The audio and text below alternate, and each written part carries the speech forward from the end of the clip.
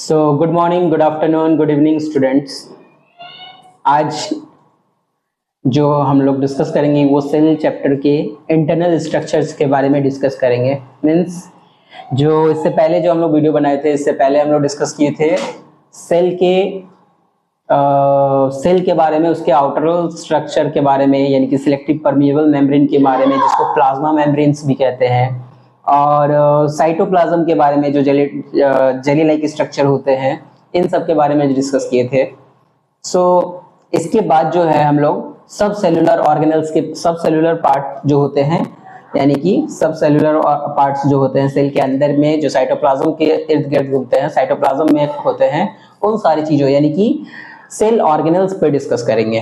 ठीक है, ये सारी चीज जो साइटोप्लाज्म होते हैं, याद रखिएगा, न्यूक्लियस को थोड़ा समझ लीजिएगा, ये जो आपके सेल्स को समझ लीजिए ढंग से कि ये जो आपके सेल का जो आउटर लेयर है, जिसको हम लोग सेल मेम्ब्रेन कहेंगे, याद रखिएगा, इसमें सेमी परमिएबल मेम्ब्रेन्स के बना होते हैं। साथ ही साथ इनकी जो जेली लाइक सब्सटेंस होते हैं वो होते हैं आपके साइटोप्लाज्म, और जो बीच वाले जो पार्ट होते हैं इसको हम लोग न्यूक्लियस के नाम से जानते हैं। तो हम लोग स्पेशली इस न्यूक्लियस के बारे में डिस्कस करेंगे, जो कि एक तरीके का सेल ऑर्गेनल्स है।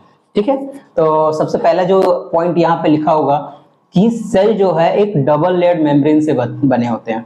ठीक है, cell is specially it is made up of double layered membrane called nuclear membrane. Okay, cell is made up of double layered membrane also called nuclear membrane.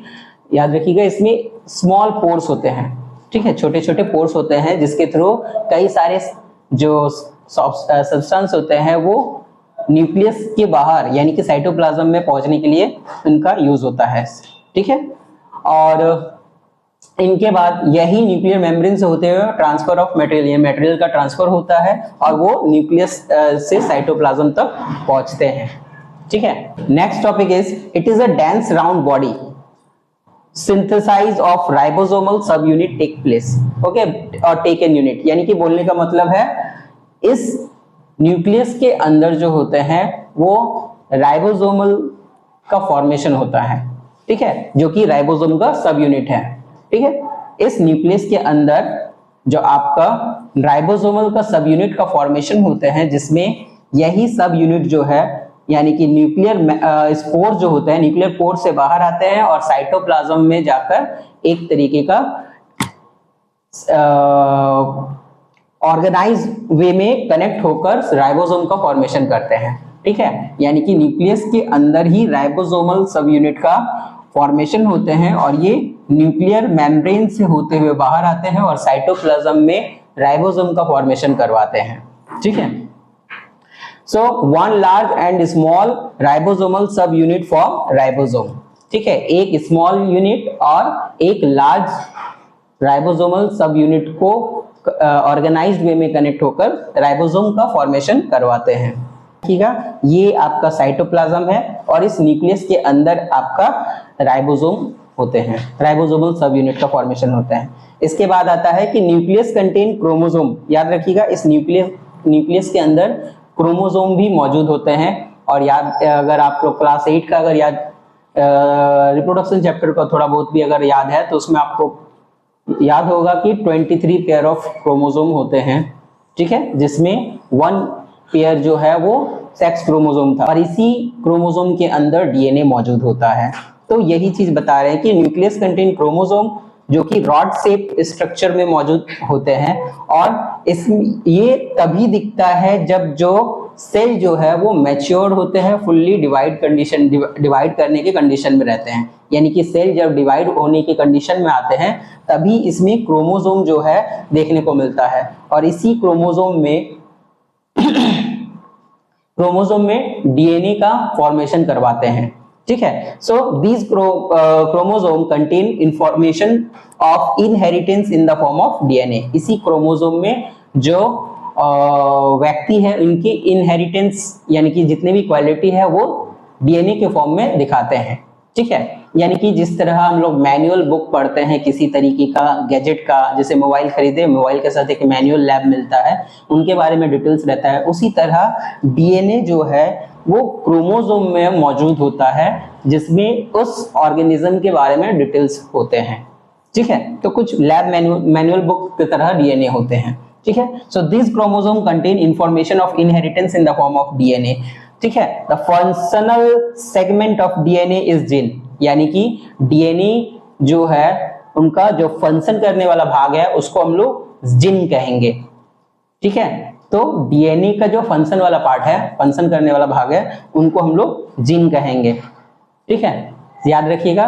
कुछ नॉन लिविंग सेल जो होते हैं, non living कुछ sales होते हैं, जैसे वो cell उन सेल में जो ये जो क्रोमोसोम है, क्या लिखे हैं, non living cell DNA present in the form of chromatin.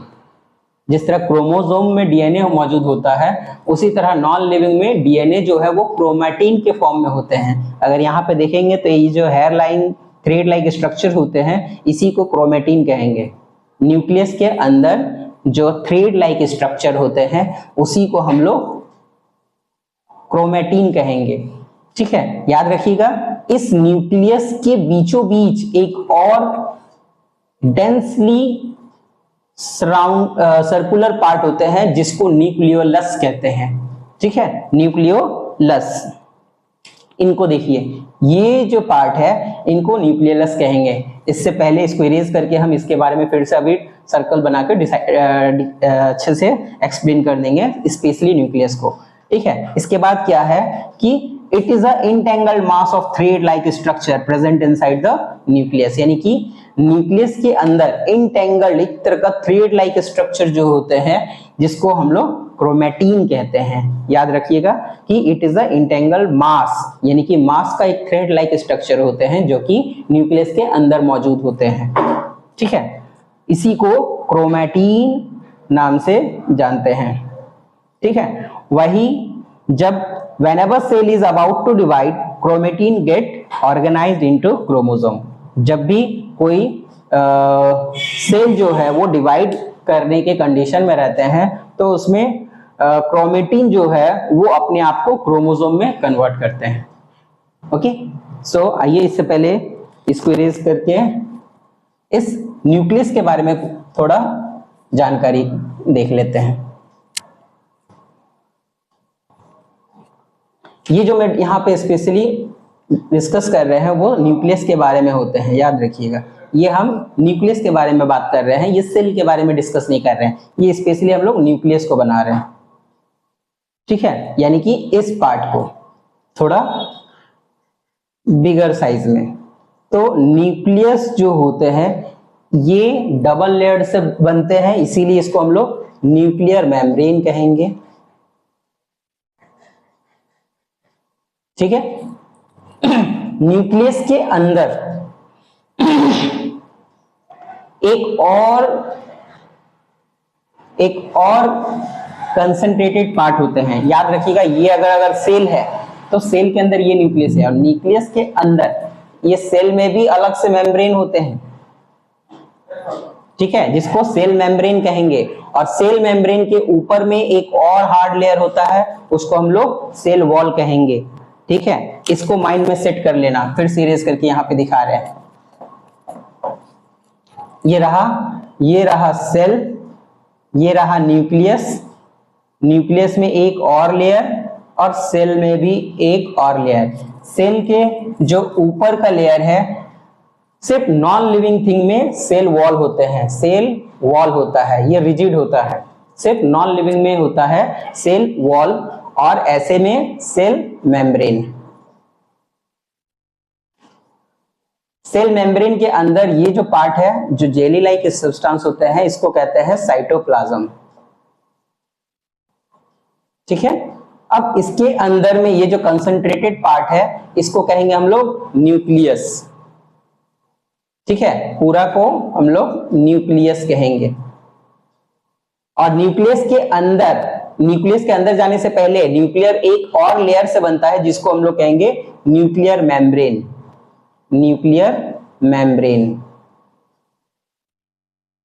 और न्यूक्लियर के मेम्ब्रेन के अंदर में जो पार्ट होता है उसको कहेंगे न्यूक्लियोलस। तो इतना सारा चीज जो है हम लोग को जानना होता है। तो अगर क्वेश्चन अगर आ जाए, मतलब क्वेश्चन नहीं, बस जस्ट फॉर इंफॉर्मेशन कि जीन जो होते हैं वो कहां से कहां तक पहुंच रहे हैं। देखिए एक्चुअली ये जो न्यूक्लियस है, न्यूक्लियस के अंदर होता है, सॉरी सेल के अंदर होता है न्यूक्लियस, न्यूक्लियस के अंदर होता है न्यूक्लियोलस, ठीक है, न्यूक्लियोलस।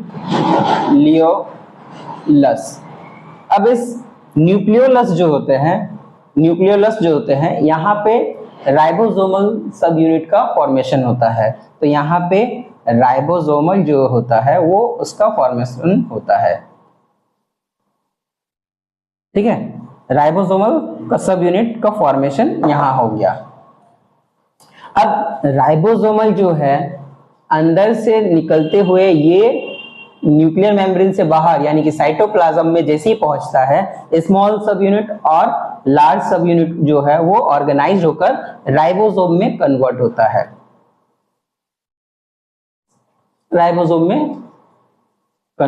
है, ठीक है। तो इतना सारा चीज बनता है।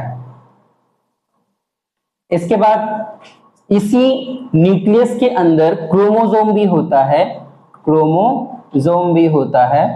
और इसी क्रोमोसोम में होता है आपका डीएनए, जिसका फुल फॉर्म होता है डीऑक्सीराइबो न्यूक्लिक एसिड, ठीक है। और यही डीएनए जो है इनका फंक्शनल यूनिट होता है जीन। तो ये न्यूक्लियस से न्यूक्लियस से राइबोसोमल का फॉर्मेशन होता है और ये राइबोसोमल जो है वो साइटोप्लाज्म में जाकर राइबोसोम का फॉर्मेशन होता है, ठीक है।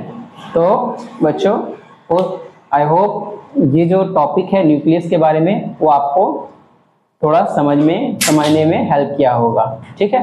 तो इसमें बने रहिएगा, हो सके तो इसके बाद हम लोग नेक्स्ट जो छोटे छोटे टॉपिक है उसको हम लोग एक ही दिन में 3 से 4 टॉपिक को डील कर सके, ठीक है। तब तक के लिए थैंक यू।